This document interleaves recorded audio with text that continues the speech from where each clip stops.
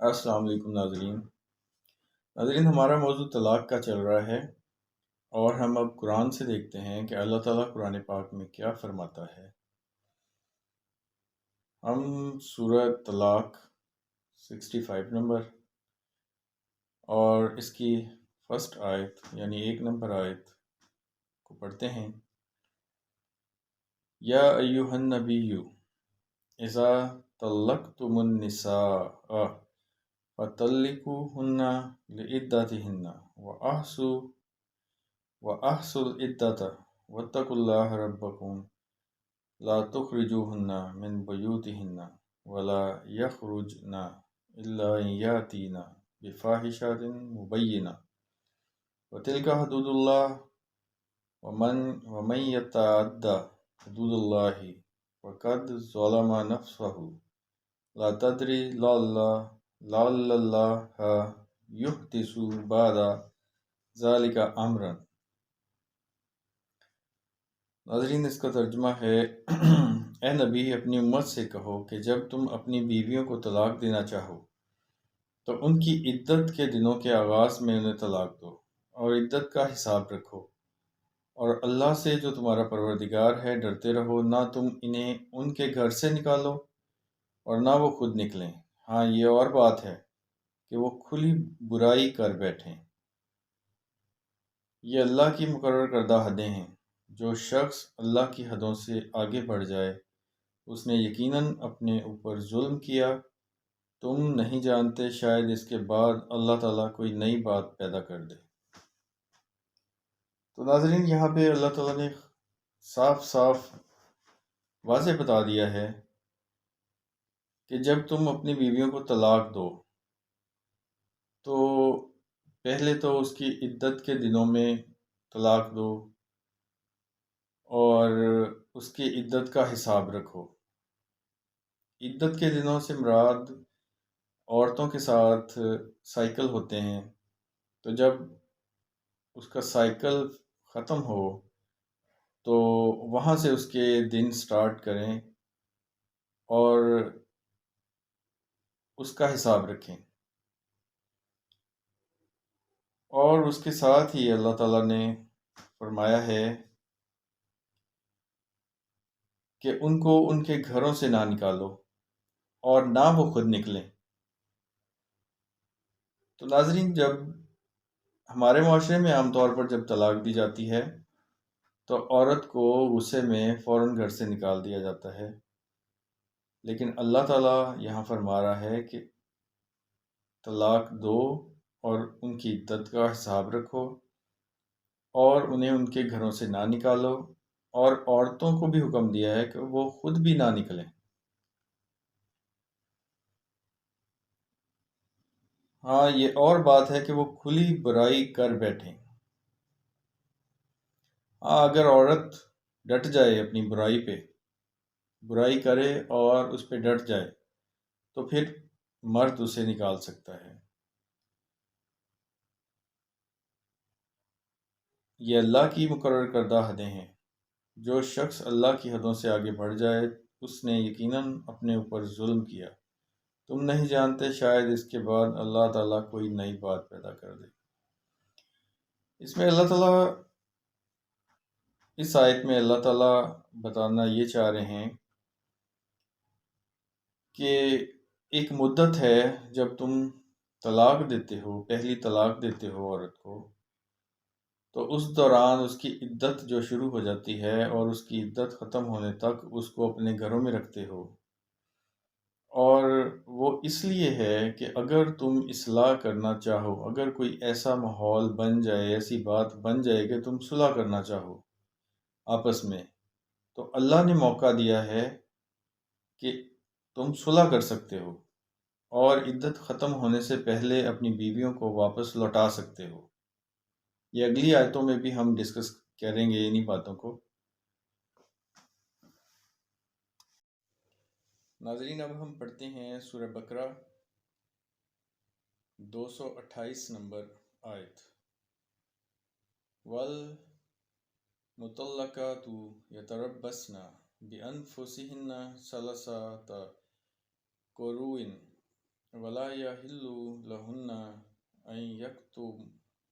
أن يكتمن ما خلق الله في أرحامهن إن كن يؤمن بالله واليوم الآخر وبعولتهن أحق بردهن في ذلك إن أرادوا إصلاحا ولهم مثل الذي عليهن بالمعروف وللرجال عليهن درجات واللہ عزیز حکیم۔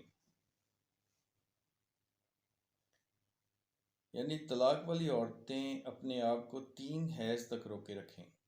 انہیں حلال نہیں کہ اللہ نے ان کے رحم میں جو پیدا کیا ہوا ہے اسے چھپائیں، اگر انہیں اللہ تعالیٰ پر اور قیامت کے دن پر ایمان ہو۔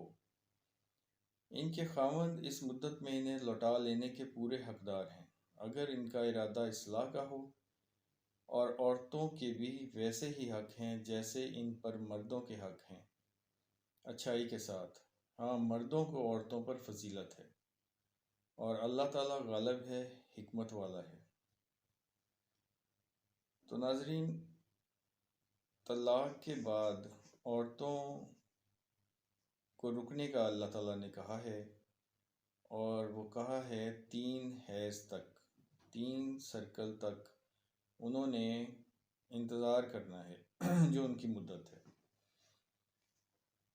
اور انہیں حلال نہیں ہے کہ اللہ نے جو ان کے رحموں میں پیدا کیا ہے وہ اسے چھپائیں، اگر اللہ پر ان کو ایمان ہے۔ تو یہ مدت اسی لیے ہے کہ ایک تو خاوند طلاق کے بعد خاوند کے گھروں میں رہیں اور وہاں سے نہ نکلیں، تاکہ اللہ تعالیٰ نے کوئی اگر ان کے رحموں میں کوئی پیدا کر دیا ہے، کوئی چیز پیدا کر دی ہے تو اس کا پتہ چل جائے، اور پھر ہو سکتا ہے یہ ایک ایسی بات ہے جس کا اللہ تعالیٰ نے بھی اشارہ دیا تھا کہ اس کی وجہ سے پھر صلح ہو جائے اور آپس میں دونوں اصلاح کر لیں۔ اور اس کے علاوہ اللہ تعالیٰ نے خود بھی کہا ہے اس آیت میں کہ اس مدت میں انہیں لوٹا لینے کے پورے حقدار ہیں، ان کے خاوند اس مدت میں انہیں لوٹا لینے کے پورے حقدار ہیں اگر ان کا ارادہ اصلاح کا ہو۔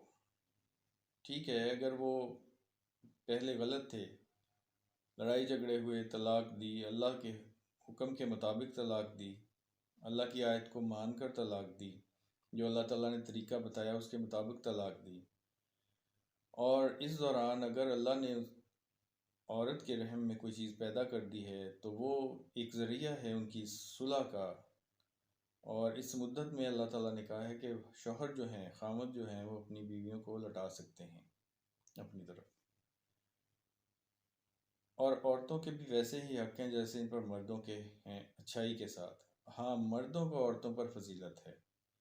یہاں پر طلاق کے حق کی بات ہو رہی ہے جو اور مردوں کو عورتوں پر فضیلت ہے۔ ناظرین، عورت جو ہے وہ ایک ہی دفعہ طلاق لے سکتی ہے۔ بے شک عورت طلاق مانگتی ہے، لیتی ہے، لیکن پھر بھی طلاق مرد دیتا ہے اسے، اور مرد کے پاس یہ 2 حق ہیں، اور اس 2 حق کی وجہ سے مرد کو عورت پر فضیلت ہے کہ مرد 2 طلاقیں دے سکتا ہے اور عورت 1 طلاق لے سکتی ہے۔ یہ یہاں پہ اس فضیلت کی بات ہو رہی ہے کہ مردوں کو عورتوں پر فضیلت ہے، اور اللہ تعالیٰ غالب ہے، حکمت والا ہے۔ ناظرین، اب ہم آیت پڑھتے ہیں سورہ طلاق کی 4 نمبر آیت۔ وَاللَّائِي يَئِسْنَ مِنَ الْمَحِيضِ مِن نِّسَائِكُمْ إِنِ ارْتَبْتُمْ فَعِدَّتُهُنَّ 3 أَشْهُرٍ وَاللَّائِي لَمْ يَحِضْنَ وَأُولَاتُ الْأَحْمَالِ أَجَلُهُنَّ أَن يَضَعْنَ حَمْلَهُنَّ وَمَن يَتَّقِ اللَّهَ يَجْعَل لَّهُ مِنْ أَمْرِهِ يُسْرًا۔ یعنی تمہاری عورتوں میں سے جو عورتیں حیض سے نا امید ہو گئی ہوں، اگر تمہیں شبہ ہو تو ان کی عدت 3 مہینے ہے، اور ان کی بھی جنہیں حیض آنا شروع نہ ہوا ہو، اور حاملہ عورتوں کی عدت ان کے واضح حمل ہے۔ اور جو شخص اللہ تعالیٰ سے ڈرے گا، اللہ اس کے ہر کام میں آسانی کر دے گا۔ یعنی عدت کے بارے میں اللہ تعالیٰ بتا رہا ہے ہمیں کہ جو عورتیں حیض سے مایوس ہو گئی ہوں یا جنہیں حیض نہ آتا ہو، ان کی مدت 3 ماہ ہے۔ پہلے ہم نے پیچھے پڑھا ہے کہ جنہیں حیض آتا ہے، نارمل عورتیں ہیں، ان کی عدت جو ہے وہ 3 حیض ہیں، مہینے نہیں ہیں۔ یہاں اللہ تعالیٰ مہینوں کی بات کر رہا ہے کہ جنہیں حیض آتا ہے اور جنہیں حیض نہیں آتا ان کی مدت 3 مہینے ہے، اور ان کی بھی جنہیں حیض آنا شروع نہ ہوا ہو، اور حاملہ عورتوں کی عدت ان کے واضح حمل ہے۔ یعنی جو عورتیں حاملہ ہو گئی ہوں وہ ڈلیوری تک ان کا جو ہے وہ عدت کا پیریڈ ہوتا ہے، جب تک بیبی پیدا نہ ہو جائے۔ تو اللہ اس کے ہر کام میں آسانی کرے گا جو اللہ سے ڈرے گا۔ تو اللہ تعالیٰ ہمیں آیتوں کے ذریعے اپنے پیغامات دے رہا ہے، اپنی میسیجز دے رہا ہے، حکم دے رہا ہے، تاکہ ہم اس کا حکم مانیں اور اس کے مطابق اپنی زندگی بسر کریں۔ ناظرین، اب ہم سورہ طلاق کی 6 نمبر آیت پڑھیں گے۔ بسم اللہ الرحمن الرحیم۔ اسکنوہن من حیث سکنتم من وجدکم ولا تضاروہن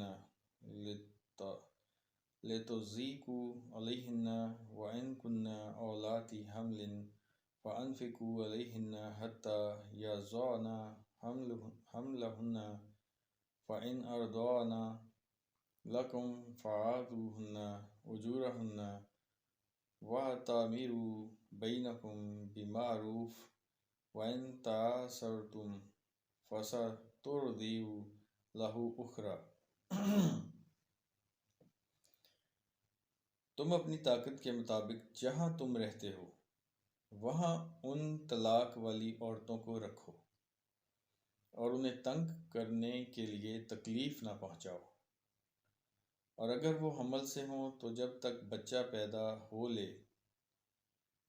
انہیں خرچ دیتے رہا کرو، پھر اگر تمہارے کہنے سے وہی دودھ پلائیں تو تم انہیں ان کی اجرت دے دو، اور باہم مناسب طور پر مشورہ کر لیا کرو۔ اگر تم آپس میں کشمکش کرو تو اس کے کہنے سے کوئی اور دودھ پلائے۔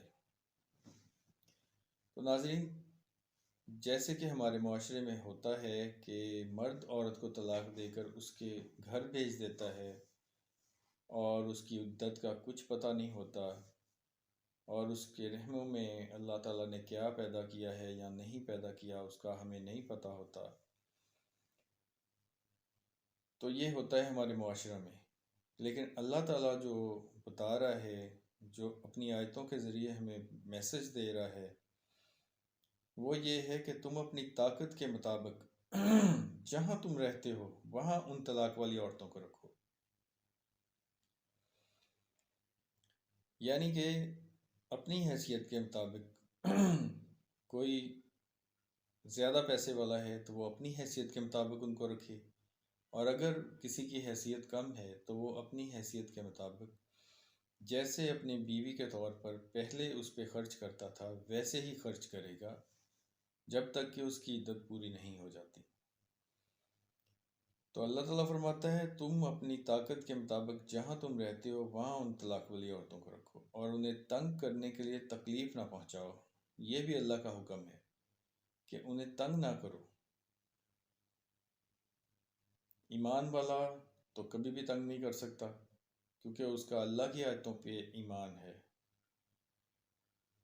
اچھا، اللہ تعالیٰ فرماتا ہے اور اگر وہ حمل سے ہو تو جب تک بچہ پیدا ہو لے انہیں خرچ دیتے رہا کرو۔